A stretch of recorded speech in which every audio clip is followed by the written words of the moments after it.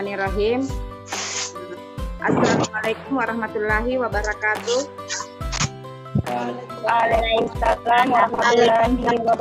Waalaikumsalam warahmatullahi wabarakatuh. Gimana kabar hari ini, Nak?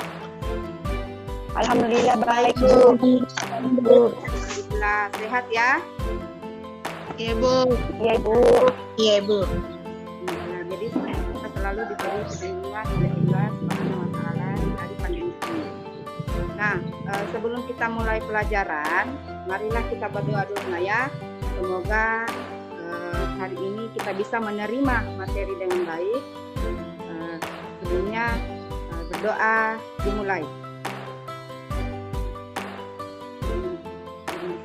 Selesai. Oh ya, sebelum saya mulai materi, saya absen dulu Nak ya.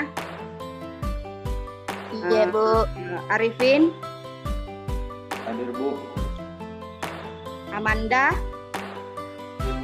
Hadir, Bu. Priskia. Hadir, Bu. Inaya. Hadir, Bu. Nah, jadi sekarang saya sudah absen. Baiklah, kita akan memulai materi kita hari ini. Minggu lalu kita sudah bahas tentang masalah darah. Nah ya, siapa yang masih ingat tentang masalah komponen penyusun darah? Saya, Bu. Ya, silakan Nurhana. Tentang darah adalah plasma darah, darah putih serta trombosit. Ya, jadi minggu lalu itu ada plasma darah, sel darah merah, sel darah putih serta trombosit. Jadi itu materi kita yang minggu lalu. Nah, sekarang kita akan masuk alat-alat peredaran darah. Tetapi sebelumnya coba diperhatikan gambar ini Nak. Nah, coba diperhatikan gambar ini Nak. Sudah lihat? Sudah, Bu. Nah, ini gambar apa Nak? Ada yang tahu? Paru-paru. Ya, paru-paru. Selain dari paru-paru apa lagi Nak? Jantung.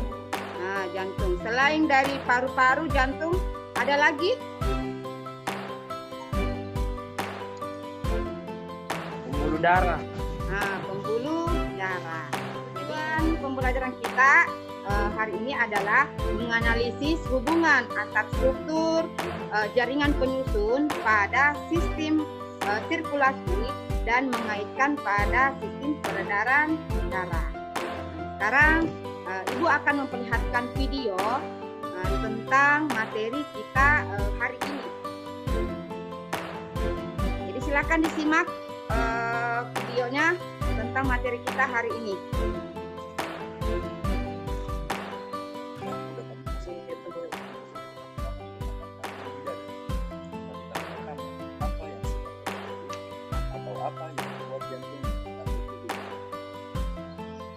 Setiap hari, jantung kita berdetak sekitar 100.000 kali, mengirim setidaknya 2.000 galon darah yang mengalir di seluruh tubuh kita. Meskipun jantung kita tidak lebih besar dari kepalan tangan, jantung memiliki peranan yang besar untuk tetap membuat darah mengalir sepanjang 60.000 mil dalam pembuluh darah, yang mengedarkan nutrisi dan oksigen untuk organ dan jaringan. Darah mengedarkan seluruh substansi tersebut melalui berbagai saluran yang disebut pembuluh darah.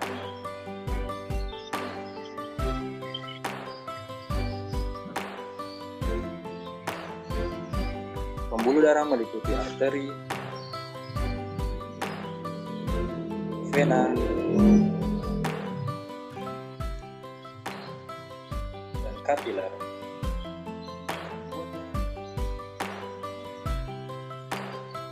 Ventrikel kanan kemudian berkontraksi dan menekan darah menuju arteri pulmonalis. Arteri pulmonalis membawa darah yang miskin oksigen menuju paru-paru. paru kemudian melakukan pertukaran gas terhadap darah sehingga darah kembali menjadi kaya akan oksigen. Darah tersebut selanjutnya akan dialirkan kembali ke jantung melalui vena pulmonalis dan kembali mengulang siklus sirkulasi tersebut. Itu yang tadi kalian lihat itu tentang apa? Tentang sistem peredaran darah, Bu. Iya, tentang sistem peredaran darah. Jadi coba kalian mengidentifikasi tentang video yang kalian lihat ini. Terus untuk menjawab pertanyaan buka di classroom. Di sini saya sudah sematkan. Jadi tolong ini nak diisi absennya nak ya. Sini ada absen dan setelah itu ada juga bahan ajar di sini serta ada bahan ajar poin-poin sistem peredaran darah. Nah untuk masalah tugas kelas itu ada LKPD.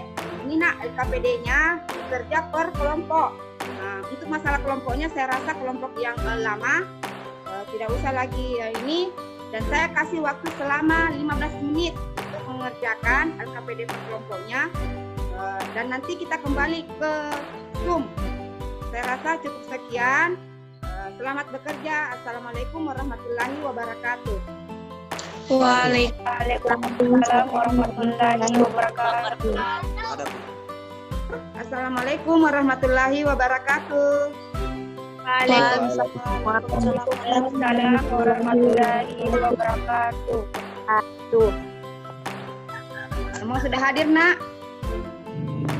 Nah, kalau semuanya yang belum hadir silahkan ini kita masuk kembali lagi di Zoom untuk berdiskusi tentang LKPD-nya karena waktu sudah selesai. Yang sudah siap untuk LKPD-nya untuk dijawab soal nomor 1. Kelompok berapa yang siap? Saya, Bu. Ya, coba kelompok 3 ya. Wismawati ya, kelompok 3. Silakan. Assalamualaikum warahmatullahi wabarakatuh. Waalaikumsalam warahmatullahi wabarakatuh.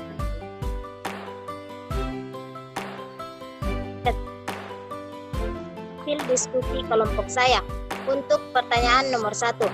Adapun pertanyaannya yaitu perhatikan gambar anatomi jantung di bawah ini. Isilah tabel di samping sesuai penunjukan pada gambar anatomi jantung tersebut. Jawaban dari hasil diskusi kami yaitu struktur anatomi jantung. Gambar 1 menunjukkan bahwa pembuluh aorta. Gambar 2 menunjukkan bahwa serambi kanan. Gambar 3 menunjukkan kutub biskupidal. Gambar 4 menunjukkan bilik kiri. Gambar 5 menunjukkan bilik kanan. Gambar 6 menunjukkan kutub trikuspid. Gambar 7 menunjukkan serambi kanan. Gambar 8 menunjukkan gambar arteri pulmonalis. Sekian. Nah, bagaimana dengan kelompok yang lain? Ada yang berbeda atau sama semua? Sama, Bu. Oh iya, alhamdulillah. Nah, sekarang kita akan bahas lagi LKPD nomor 2. Yuk, siapa lagi yang siap? LKPD nomor 2 lagi. Saya, Bu. Ya, coba kelompok 2, silakan. Assalamualaikum warahmatullahi wabarakatuh. Waalaikumsalam warahmatullahi wabarakatuh. Terima kasih atas kesempatan yang diberikan kepada saya untuk menjawab LKPD nomor 2. Adapun soalnya yaitu perhatikan gambar di bawah ini, kemudian istilah tabel yang disediakan dengan pilihan jawaban yang tepat. Gambar yang pertama menunjukkan tunika adventitia atau jaringan pengikat. Gambar 2 tunika media atau otot polos. Yang ketiga tunika intima atau jaringan pengikat. Yang keempat lumen. Yang kelima endothelium. Yang keenam katup vena. Yang ketujuh pembuluh arteri dari jantung. Yang kedelapan yaitu pembuluh vena menuju jantung. Terima kasih. Ya, jadi tadi jawaban untuk nomor 2. Nah, jadi saya rasa untuk diskusi kita hari ini sudah selesai. Nah, setelah kita berdiskusi KPD, ada yang bisa simpulkan materi kita hari ini, Nak? Ya, coba Nurul, kesimpulannya, Nak.